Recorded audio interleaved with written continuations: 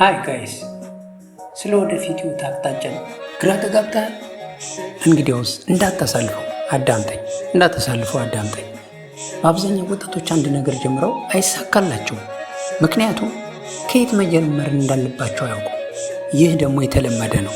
ልብ በል፣ የህይወት አቅጣጫ የሚጀምረው ቆመህ በመጠበቅ ሳይሆን፣ ከሌሎች ጋር ራስህን በማነጻጸርም ሳይሆን የመጀመሪያውን እርምጃ ዛሬ መራመድ ስትጀምር ነው። ቀላል እርምጃ ውሰድ። አንብብ፣ ሙያ ተማር፣ ሙያህን መሸጥ ጀምር፣ ሰዎችን በሙያ መርዳት ጀምር። አንድ እርምጃ ስትጀምር ግራ ይጋባህ በደንብ ትረዳለህ። ለመጀመር ገንዘብ አትጠብቅ፣ ነገር ግን አንደኛ ሞራል ይኑርህ። ሳታቋርጥ ስራ። የወደፊት ህይወትህ አንተ እንደምትሰራው እመን። ስለዚህ ይህን እርምጃ ዛሬ ጀምር።